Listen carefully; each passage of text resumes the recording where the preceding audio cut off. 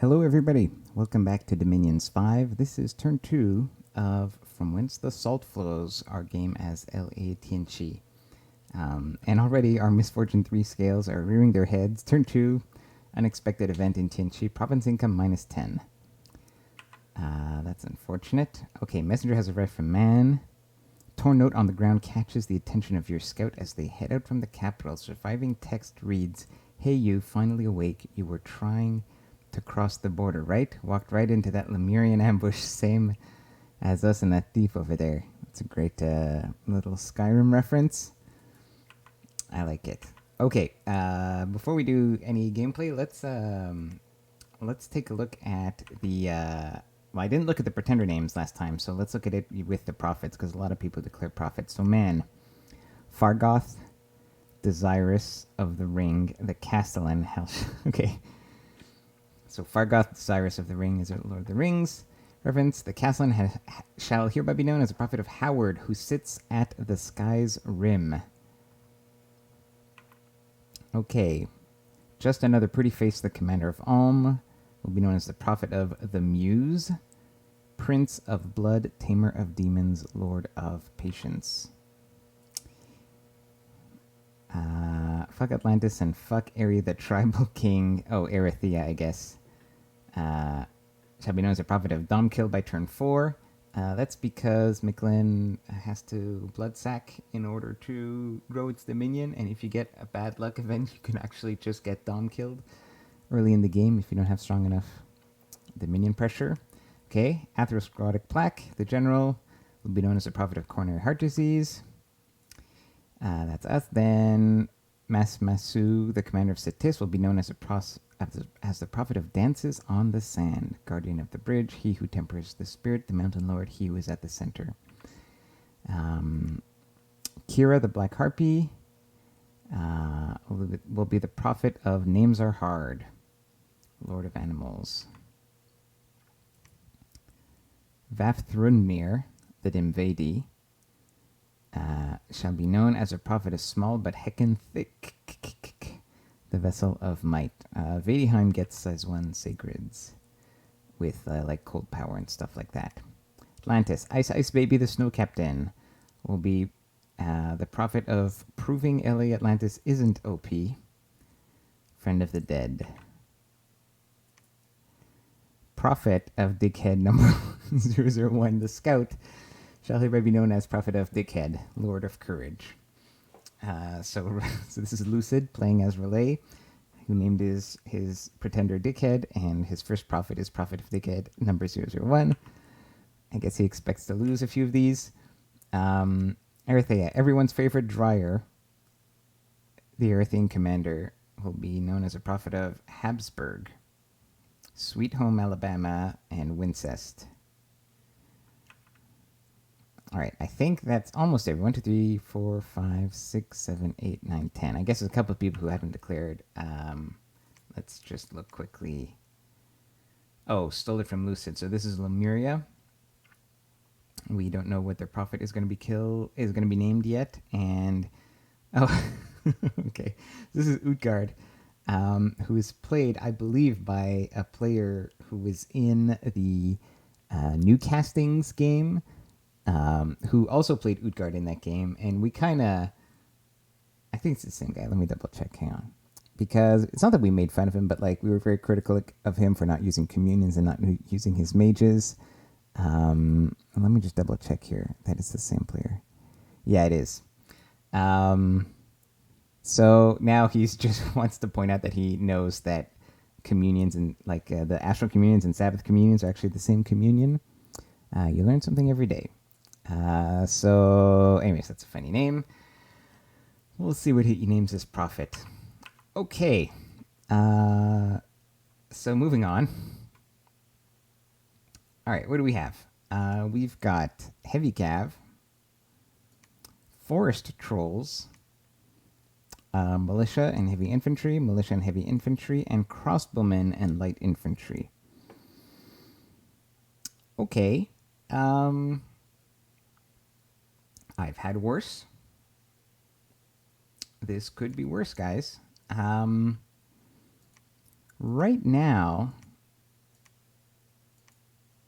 So when you're doing heavy cav sacreds for a nation that has that kind of sacred, or basically any sacred where you're limited by resources, which is what's going on here early on. Now we're actually limited by a mix of resources and gold, so gold for our mages. You do kind of want to clear your forests first. Um, Now crossbowmen are a bit tricky because although we're going to delete the light infantry, it's going to take a couple of rounds, and our right now we only have 3 ancestor vessels. And they're going to be stuck in combat with the light infantry for like a couple rounds, and since it's mainly crossbows, there are going to be a lot of crossbow bolts that are going to land on these guys.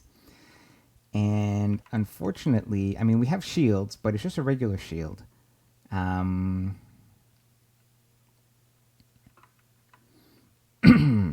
so this doesn't feel great. I think what we're going to do is...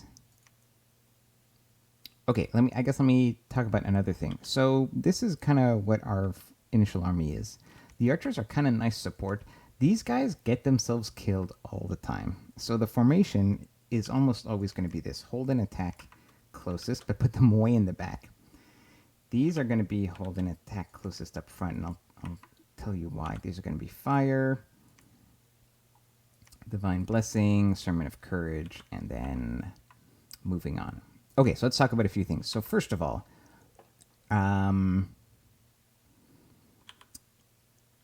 archer units and orders.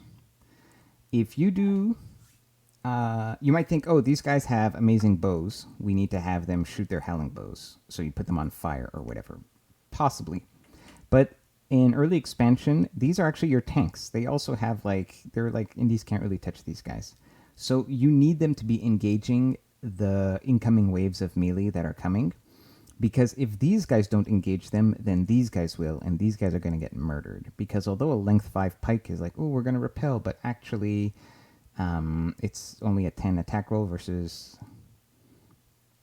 like their defense roll, which is going to be higher. So like it almost, whatever, it doesn't, this is like a bait. It doesn't actually repel that often. And so these guys, you just tend to lose a lot of them, and there's no reason to lose them. Because you need them to extend the life of this expansion party.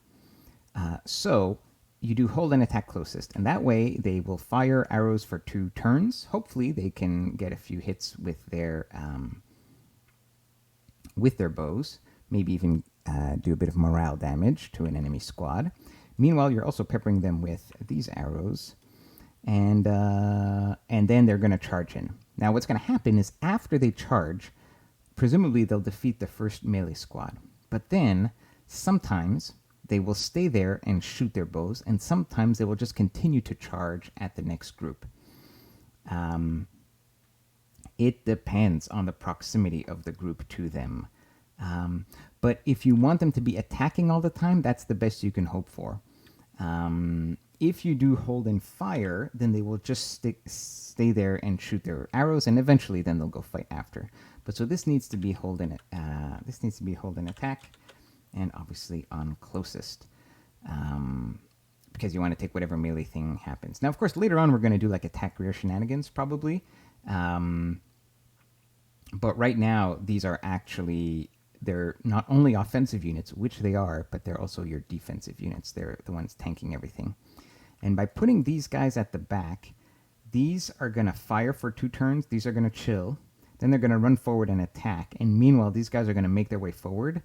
And one of 2 things will happen. If we had, let's say, 2 incoming melee groups, one in the north, one in the south. Suppose my cavalry went for the south one. They'll be fighting over here. The north one will be here. And so these guys will engage the north one, and they will save our archers. And if not, if we just have one big melee fight, these will come and save the day and fight the guys that these are killing. But these guys will have killed a group by the time these guys join the fight anyways, because they're super killy. Okay, all that being said, in terms of scripting, this potentially can continue expanding on its own if you're fighting weak enough indies. So for example, suppose I took out I had already taken out another province without taking any losses to my sacreds, and then I had this province next to me, I could just go on and take this province without needing reinforcements. So let's say I move and take this province first. Perhaps in this farmland, there's a really easy indie pop type. I might just move in and take it without reinforcing, right? The risk is that you run out of things that you can safely expand to. So you have to plan like the expansion carefully. Suppose I got here and then I felt I can go here, but suppose I didn't feel I can go here. This I know is trolls. That's tricky. This is a throne. Can't do it. So I'm really limiting to 2 things here. A swamp might be lizards. That's hard to take on. They're very killy. So that's a riskier proposition.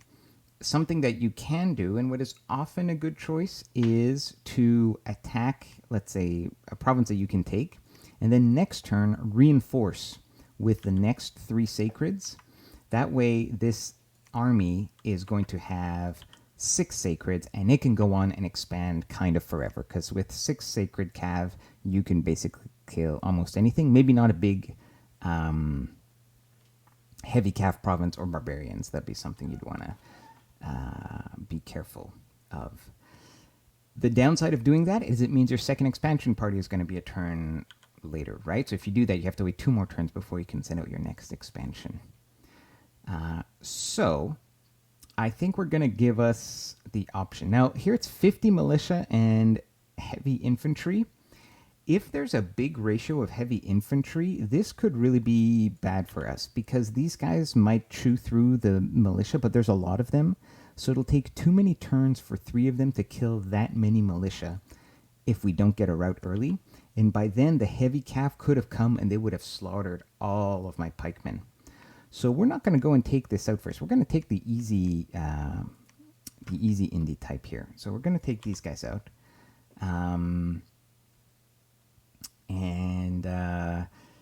Yeah. And then meanwhile here, we're just going to research. We're going to preach because we've got nothing else to do.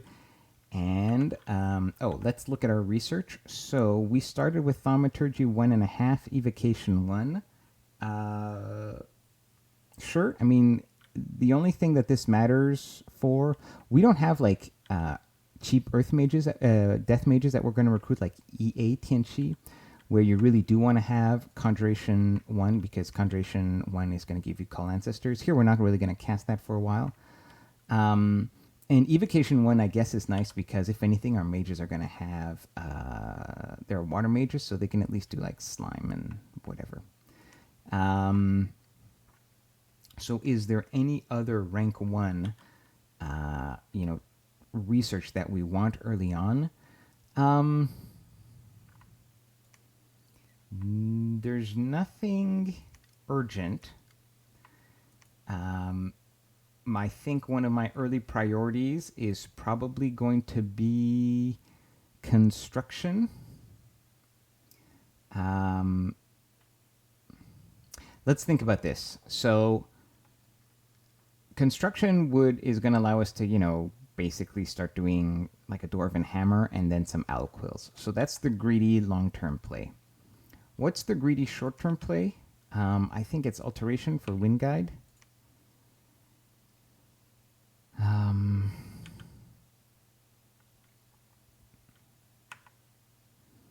So yeah, I think that's the greedy play because that would also give us wooden warriors. That would give us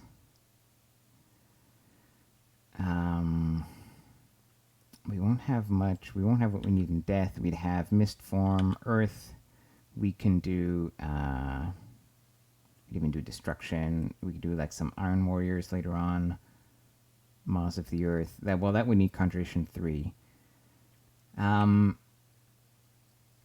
Let's go alteration. We might change this up, but I think that's going to be our first target, our first priority target. Instead of doing greed, I think we're going to have a really big, a surprising, perhaps, power spike at year 1 when our pretender comes online and we have death weapons. And potentially, we could get into an early war. And if we do that, it'd be really nice if we could back it up with a bit of useful magic, as opposed to having Construction 4 and being like, oh yeah, we're going to just build hammers and like Because we don't have thugs or anything, so it's really just for hammers and then owl quills. So let's go for alteration. Okay, we're going to move our scout here. And because I want to see what player is to our west here. Okay, and I think that's going to be it. I don't think there's anything else to say about this turn. Let me double check. Oh, did anybody buy Mercs? Yes, Atlantis bought the Hidden Master, and now the Black Fists are available for sale. We're not going to have any gold. We're not going to be able to afford any mercenaries. Oh, the other thing I guess I wanted to mention is that our...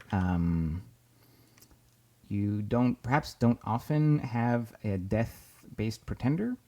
And so let's talk about his smite and his banish. So Decree of the Underworld.